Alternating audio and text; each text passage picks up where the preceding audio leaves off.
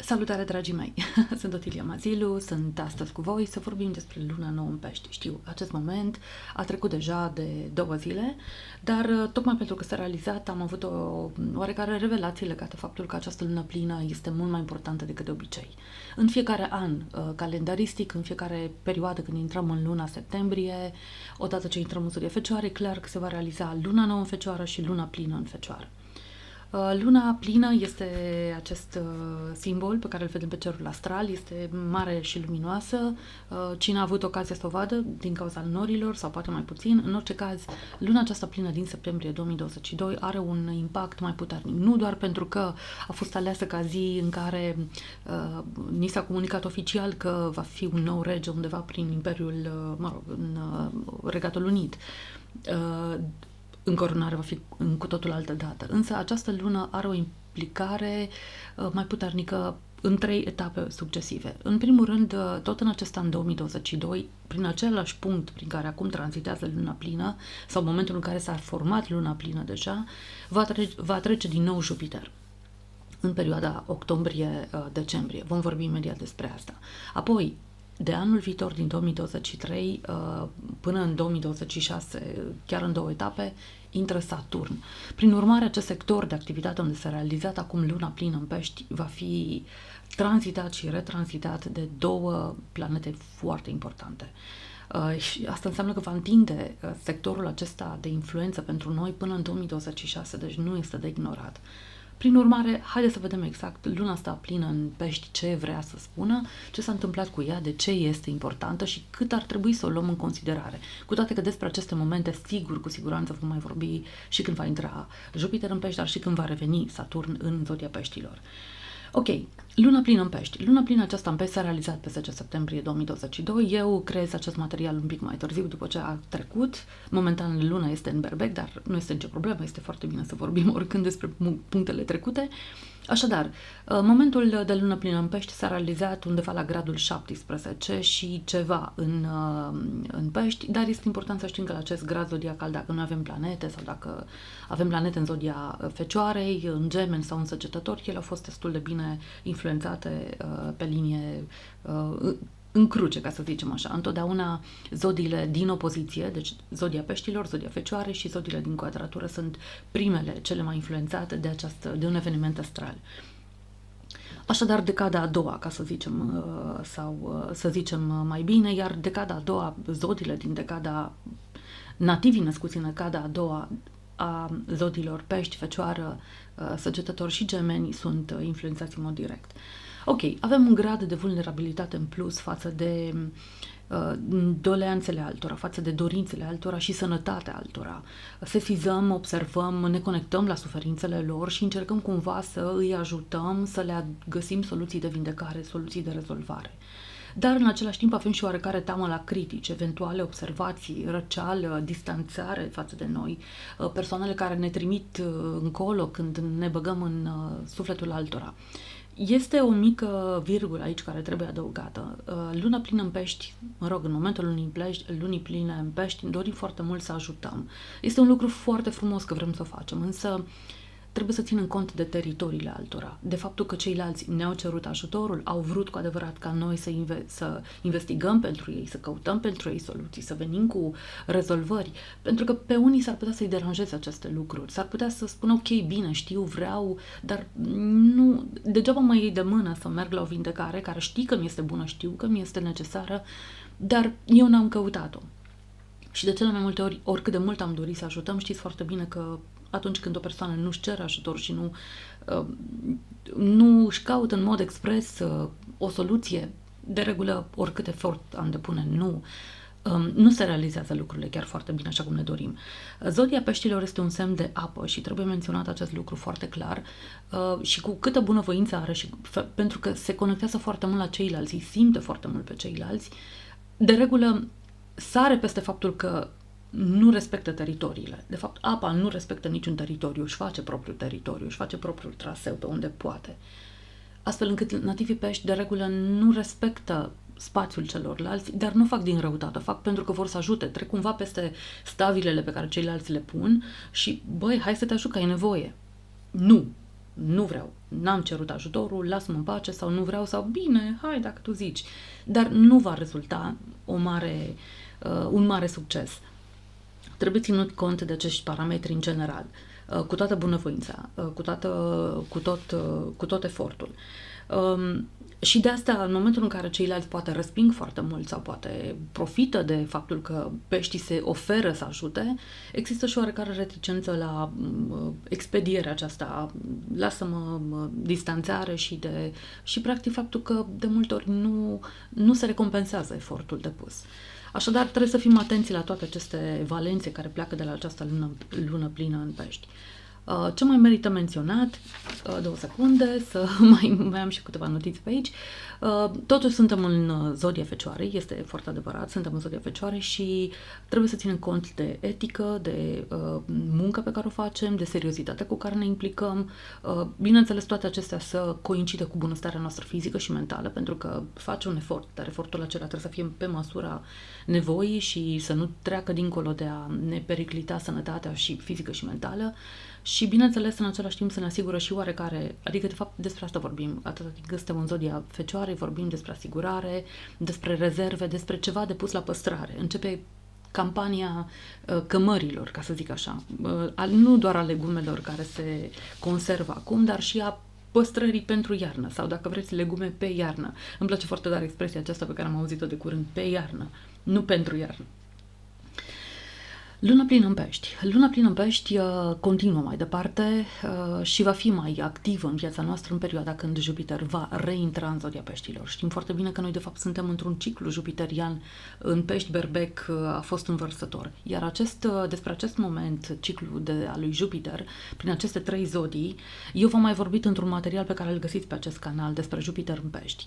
Este o revenire a lui Jupiter care nu s-a mai realizat de 83 de ani, parcă, din perioada primului război mondial și observat atunci paralelele, exact zilele în care Jupiter reintră și iese din pești. Am făcut aceste asocieri în acel material și vă vorbeam că atunci am pierdut în România o mare regină,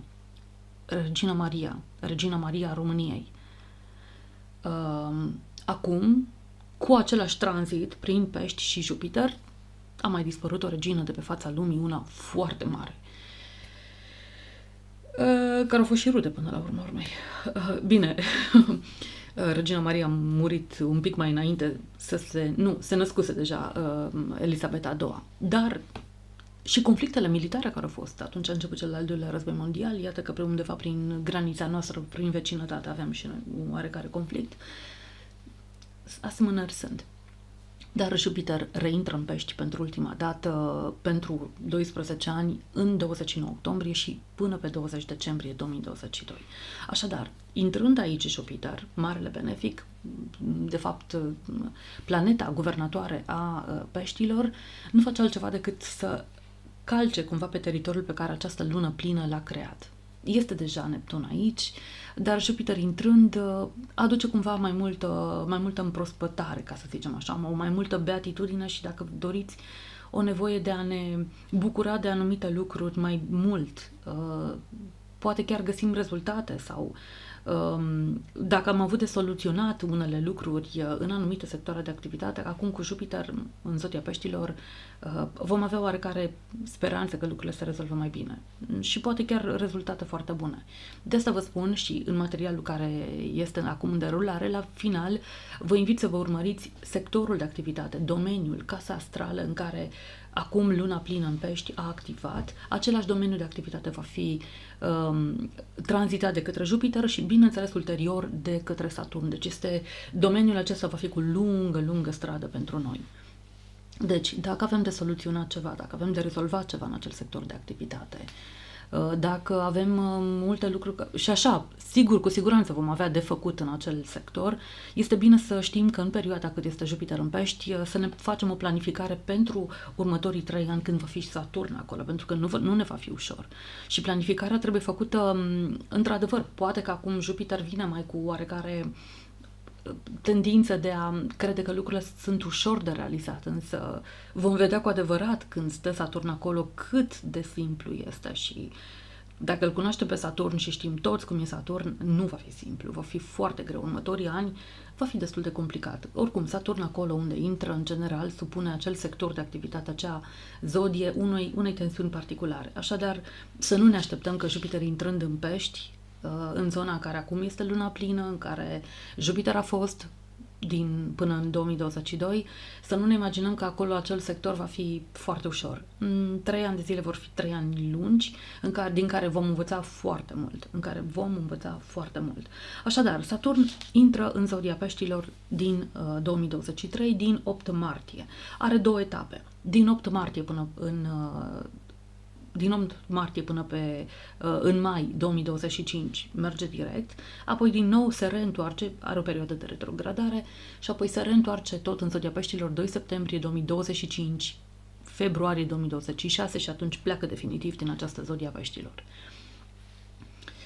În aceste 2 etape în care Saturn este în Pești, sigur că vom vorbi, sigur că se va vorbi despre acest Saturn în Pești, cât de curând, deja dacă nu s-a început.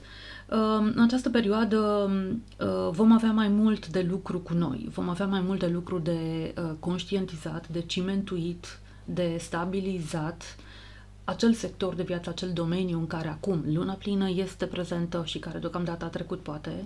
A dat un mic declic, a dat un mic sunet de clopoc, dar a plecat. Va reveni Jupiter, va activa acel sector și, bineînțeles, va sta aici și va nivela totul Saturn în perioada cât va sta în aceste zodii.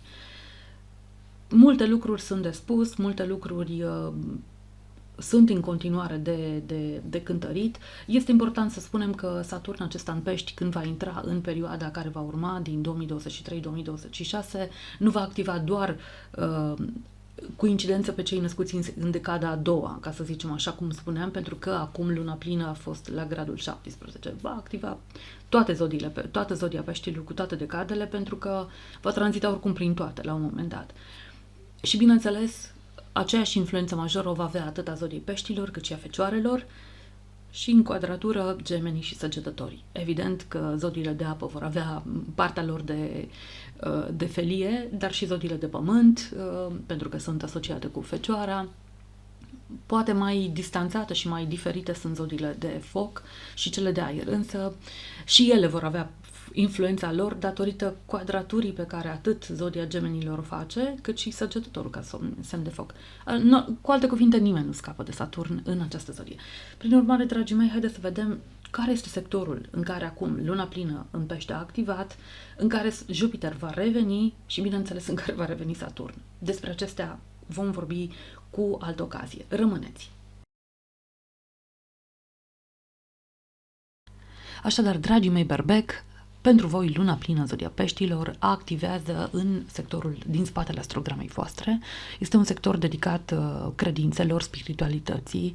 Vorbim acolo despre Dumnezeu, biserică, depinde în unele cazuri, dar și despre mediumnitate, hipnoză, consiliere. Oricum, în orice caz, în perioada aceasta, în perioadele care urmează, veți putea să vă conectați mai mult cu tot felul de divinații, de tot felul de informații care sunt dincolo de ceea ce se percepe în planul fizic. Veți avea nevoie de mai multă consiliere, mintea voastră inconștientă și, bineînțeles, partea subconștientă, să zicem așa, va fi mult mai dezvoltată, veți face mult mai multe conexiuni cu zona voastră spirituală, veți avea nevoie și de vindecare, de retragere într-un fel sau altul. Așadar, trebuie luat în considerare această perioadă care vine atât în octombrie-decembrie 2022, dar și 2023-2026.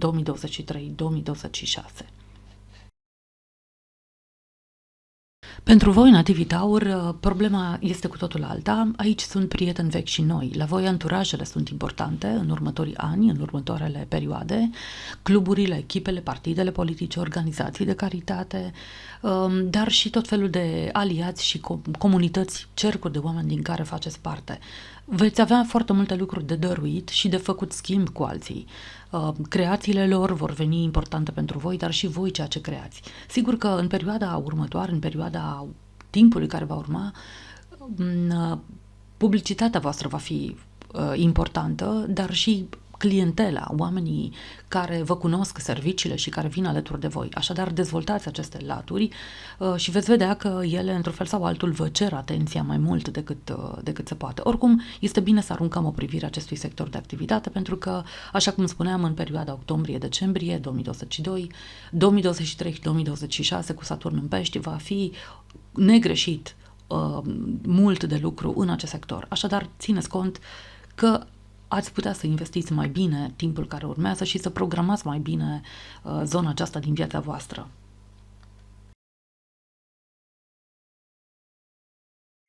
Gemeni. Pentru voi, bineînțeles, cariera este importantă, statutul, succesul. Casa din astrogramă care este populată de zodia Peștilor este cea mai înaltă ca vizibilitate, este cea mai înaltă ca și importanță, oarecum pentru voi, în unele momente, dar va deveni foarte importantă, mai ales în timpurile care vor urma. De la această lună plină în Pești, lucrurile tind să aibă o nouă seriozitate și nu ignorați, mai ales în perioada când intră Jupiter, să credeți că lucrurile vor merge roz. Da, într-adevăr, veți avea o bună reprezentare a ceea ce ar putea să însemne viața voastră de succes, dar nu cel mai mare succes. Însă succesul care vine, viața profesională, vocația, chemarea, munca neremunerată, bineînțeles, și ce mai este, totul se construiește, se cimentuiește, se definitivează în perioada cât Saturn va sta în această zodie și 3 ani vor fi 3 ani lungi în care, dacă nu știți ce aveți de făcut, dacă nu știți pe ce să vă axați, vă va fi foarte greu. Vă veți simți într-un fel sau altul că bâșbâiți și că nu se mai termină această perioadă, pe care o veți simți destul de apăsătoare. Așadar, profitați de Jupiter în Pești, să observați în natura cerințelor, chemării din viața voastră, observați acest moment de lună plină care tocmai a trecut și programați-vă cumva interesele, acțiunea către acest sector, pentru că el va fi foarte important pentru voi. Rac. Pentru voi, străinătatea, străinii, corespondența cu ei, schimbul de experiență util unei noi profesii este foarte decisiv în următorii 3 ani. S-ar putea să începeți poate chiar de acum o facultate nouă, un curs nou sau să vă gândiți să investiți timp, cunoaștere, experiență în a vă specializa în ceva. Poate această specializare este mai lungă, poate este pe mai multe etape, însă ea va cimentui la un moment dat o viitoare carieră. Dar nu despre carieră se va vorbi în acești 3 ani care vor urma, nu în primis. Vor fi 3 ani în care se va cimentui probabil parcursul vostru profesional, prin care voi va trebui să studiați, să vă conectați cu informații noi, informații care pot să însemne pentru voi o ulterioară carieră după ce se termină aceste cursuri, dar sunt ani importanți, ani de dedicare. Nu va fi foarte ușor, mai ales când Saturn va intra acolo din martie 2023 până în 2026. Va trebui să lucrați intens, probabil să vă răzgândiți, să vă gândiți de mai multe ori, dar este clar că la final de tranzit al lui Saturn în Pești în 2026 ar fi bine să știți exact care este drumul pe care îl aveți de străbătut, pentru că el deja cumva nu mai poate fi reparat. S-a cimentuit și se va cimentui. Dragii mei nativ leu, ascendent în leu sau lună în leu, evident, dacă aveți luna plină în acest sector de activitate, sectorul 8, vorbiți despre bani, moșteniri, dar alte sume de bani care nu sunt ale voastre propriu, dar care vin cu anumite ocazii. Sunt și banii care încă n-au apărut în buzunarele voastre, dar cei care ar putea veni la un moment dat, prin moșteniri, împroprietăriri, testamente și tot felul de alte soluții, dar în folosință sau posesie, cine știe cum. Sunt și sume de bani care vin prin căsătorie, dar sunt și banii care trebuie să dați cumva pe o ipotecă, pe diferite alte creditări și garanții. Finanțele comune cu altcineva sunt importante acum, în următorii ani și, bineînțeles, se pune problema foarte mult și se va pune problema foarte mult cum păstrăm banii care sunt, cât de mult îi drămuim, pe ce îi cheltuim, ca să ne asigurăm cât de cât un parcurs, o stabilitate, o stabilizare, astfel încât după ce se termină cu Jupiter în Pești, după ce terminăm cel mai ales cu Saturn în Pești, să avem cât de cât o consistență a drumului nostru financiar, cel puțin parcursul financiar în comun cu altcineva, al familiei, al asociațiilor, al companiei din care facem parte. Așadar, este vorba despre finanțe, despre bani și modul în care păstrăm acești bani în visteriile noastre.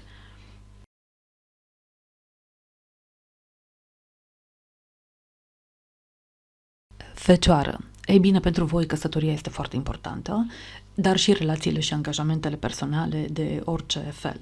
În sectorul acesta de activitate în care luna plină a activat, în care Jupiter va veni sau Saturn se va reîntoarce în 2023-2026, veți avea mult de lucru cu oamenii cu care sunteți în rezonanță, cu care sunteți într-un anumit raport. Fie că este partenerul de cuplu, fie că sunt simple asocieri sau simpli oameni cu care colaborați, relațiile cu ei vor fi tot timpul un focar de atenție pentru voi. Dacă începeți colaborări foarte îndelungate și le începeți din această perioadă, atât cu luna plină în Pești, dar și cu Jupiter în Pești, în perioada de octombrie-decembrie 2022, trebuie să știți că din perioada în care Saturn va intra în această zodie, toate aceste asocieri vor avea o mai mare seriozitate. Nu va avea, poate, chiar culoarea pe care ați avut-o la început. Poate vor fi multe lucruri de ajustat. Vor fi 3 ani de probă, dar 3 ani grei. 3 ani după care poți să spui că ai trecut de ce a fost mai greu, pentru că Saturn în Pești se va mai reîntoarce peste alți 28 de ani. Deci mai e până atunci. Dar va fi o perioadă foarte grea. Pentru nativii Fecioară care se căsătoresc, care intră într-o relație, trebuie să se aștepte cumva că cimentuirea relației se va face destul de anevoios. Nu pentru că Fecioarele ar avea acum conștientizarea că totul este simplu, însă trebuie să se înțeleagă că 3 ani totuși nu sunt ușori și cred că ei știu acest lucru, așadar răbdare, cu alte cuvinte. Balanță. Ei bine, dragii mei, cele 24 de ore ale tale sunt foarte importante, Balanță. Cele 24 de ore sunt foarte importante, pentru că atât luna plină în Pești, cât și Jupiter în Pești, cât și Saturn ulterior va activa sectorul muncii și al sănătății.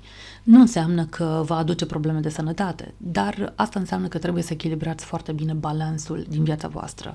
Cât dedicați fiecăror activități și mai ales ce activitate este importantă pentru voi, astfel încât la final de cele 24 de ore să aveți un tonus bun fizic, să aveți o sănătate ok, să aveți și niște rezultate profesionale bune. Deci, ce puneți în cele 24 de ore? Cât somn, cât mâncare, cât activități obligatorii, cât job, care vor fi proporțiile pe care le voți folosi de acum încolo. Balanța va trebui să cântărească bine talerele, în talere absolut totul, programul zilnic va fi foarte important, rutina, vor putea începe o dietă în perioada aceasta, dar mai lungă, dar care va da rezultate destul de mult, însă trebuie să se ocupe foarte bine de sănătatea fizică, sănătatea mentală, pentru că vor avea de îndurat pe termen lung o rezistență foarte mare. Nativii Balanță care se implică acum în activități de lungă durată, încep un job nou, se schimbă ceva la locul de muncă, colegii nu mai sunt aceiași, se schimbă cumva încadrările sau se schimbă modul de a-și face meseria, vor avea nevoie acum să-și modifice parametrii din toată viața lor, adică parametrii care de fapt în mod normal îi iau în cele 24 de ore.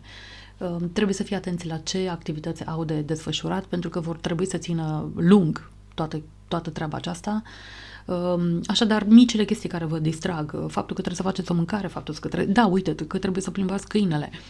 Acestea sunt activități care la un moment dat pot deveni o mare corvoadă, chiar dacă a fost poate una dintre pasiunile voastre și o iubire foarte mare, dar câteodată devine o corvoadă pentru că vă aglomerează foarte mult. Deci, care sunt cele 24 de ore, ce puneți în ele, ce dați la o parte, acestea vor fi foarte importante în următorii 3 ani. Scorpion. Pentru voi sunt importanți copiii, dar și nepoții și următoarele generații. Sunt importante relațiile de iubire, relațiile de dragoste pe care le începeți și în care veți intra. Dar, pe de altă parte, aveți în vedere și anumite, să zicem, sarcini pe care ar putea să apară, sarcini nedorite, procreere înainte de toate. Nu toți nativii Scorpion vor intra în aceste categorii, să zicem, de interese. Unii dintre ei se vor distra sau vor încerca să se conecteze la ceea ce îi îi bine dispune la ceea ce le face lor plăcere, vor fi doritori să se conecteze cu partea mai frumoasă a vieții lor, să nu intre în angajamente foarte multe, dar să extragă din experiențele lor plăceri, astfel încât niște hobby, niște bucurii de care au maximă nevoie le vor activa acum în aceste timpuri. De ce să nu vină momentul în care să își dedice timp și bucuriilor și micilor plăceri ale vieții? Așadar, cât este Jupiter în Pești, din 29 octombrie până pe 20 decembrie, pot să aibă, să zicem, un eșantion din ceea ce și-ar dori să trăiască, să aibă perioade frumoase în viața lor, să cunoască pe cineva, să vină aparent cineva în viața lor. Apoi să nu uităm că totuși la final de octombrie avem și o eclipsă în zodia Scorpionului, vor urma și una în Taur, așadar relațiile vor fi foarte activate pentru scorpioni. Dar, evident, în acest sector al iubirilor va intra și Saturn. Chiar dacă nu va fi o eclipsă în zodia Peștilor, Saturn va activa acest sector al dragostei și următorii 3 ani va fi seriozitate maximă într-o relație care poate să înceapă, într-o pasiune care poate deveni mult mai serioasă dintr-o dată. Cu această lună plină în zodia Peștilor, un prieten poate deveni un iubit, dar și viceversa. Așadar, vor fi multe momente în care veți dori să vă și distrați, să vă bucurați de viață, să vă reîntoarceți la o mică copilărie, la sentimente din trecut. Va fi un moment oarecum frumos, însă va fi și un moment intens, pentru că dacă doriți să construiți o relație, aceasta va trebui gândită, lucrată și cu Saturn în Pești nu cred că veți face și altceva. Săgetător. Ei bine, dragii mei, casa, familia, temelia, soclul vieții va fi foarte important. Casa 4 în care se va realiza această lună în Pești, de fapt în care s-a realizat luna în Pești, în care va reveni Jupiter, în care va reveni și Saturn, va însemna pentru voi poziția în casă. Vă spuneam eu la un moment dat, cu interpretările de rigoare cu Jupiter în Pești, că se schimbă ceva în rolurile în familie. S-ar putea ca dintr-o dată să fiți mai prezenți și mai activi, dar și mai doritori să vă asumați mai multă responsabilitate în casă, în rolurile familiei.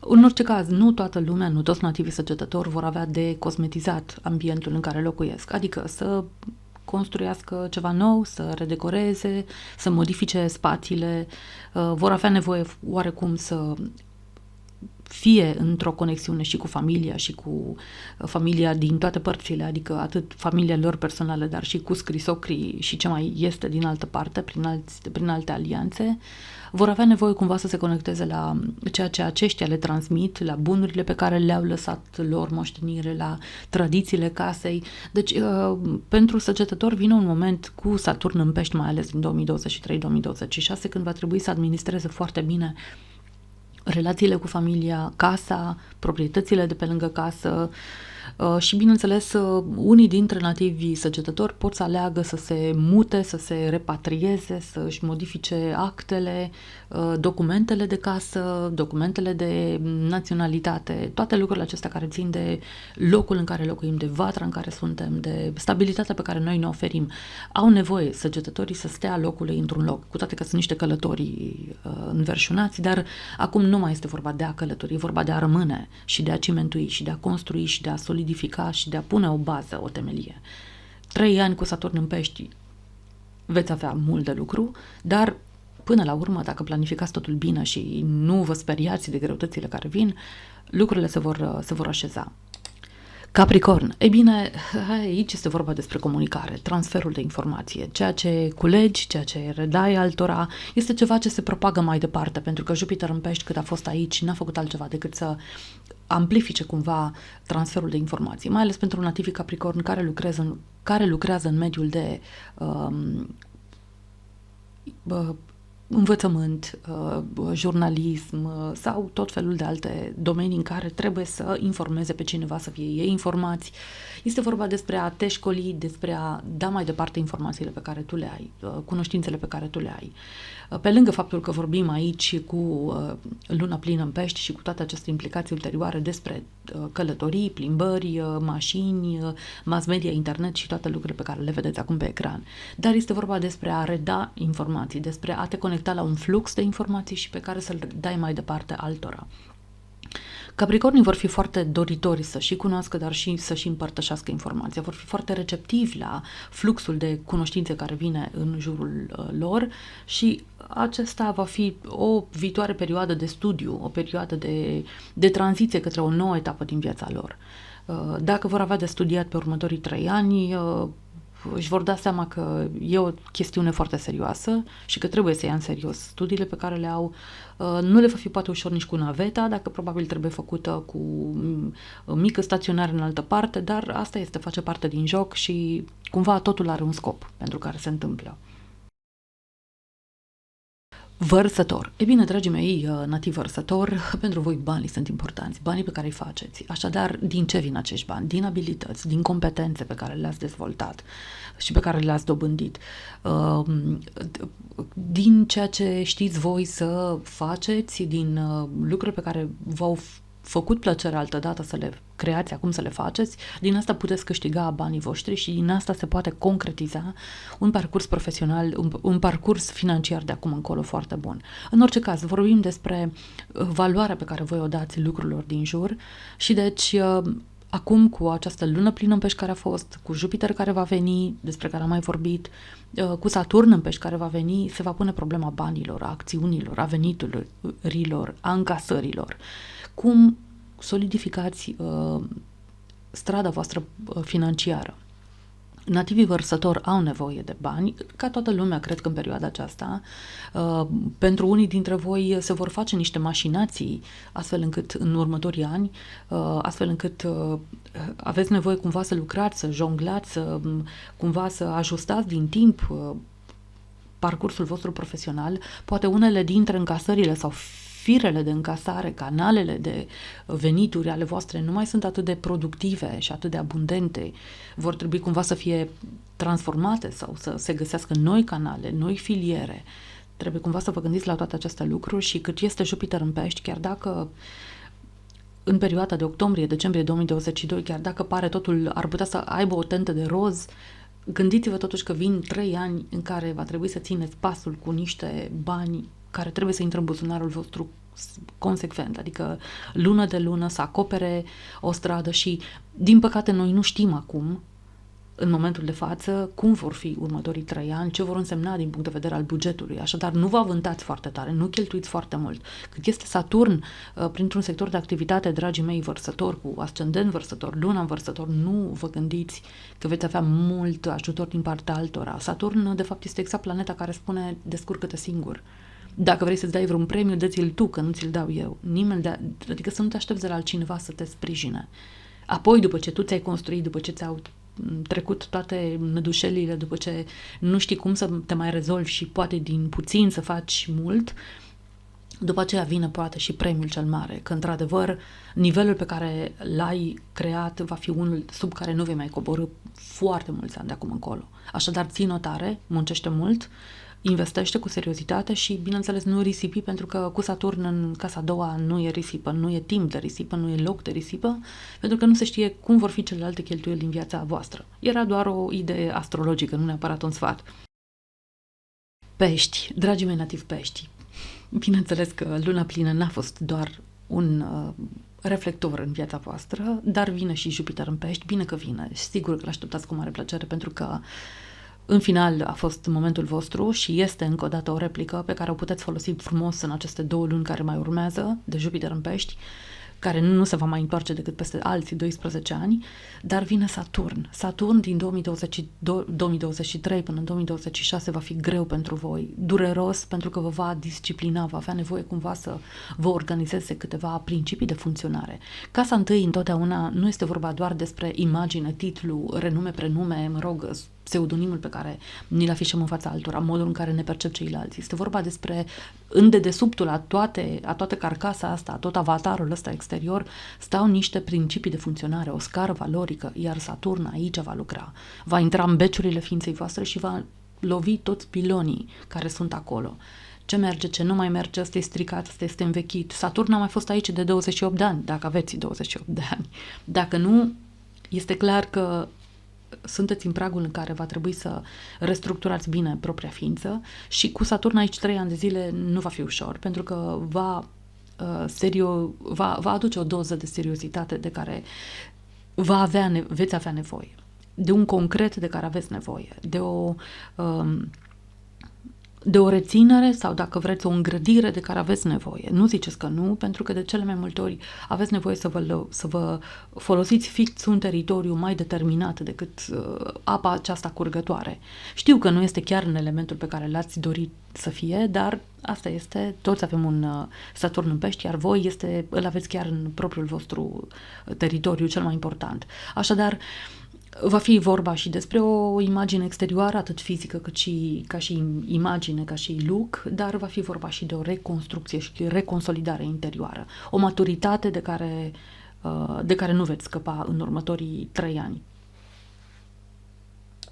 Prin urmare, dragii mei, aceasta a fost horoscopul lunii pline în pești și cu implicațiile ulterioare, cu Jupiter în pești și Saturn în pești, despre care cu siguranță vom vorbi cu altă ocazie. Eu vă urez o perioadă frumoasă, 3 ani ușori, de pe acum, dacă nu ne mai auzim, și vă aștept aici la Astropunct, bineînțeles, cu noi previziuni, cu noi horoscope pentru timpurile care urmează. Vă mulțumesc mult! Toate cele bune! Otilie.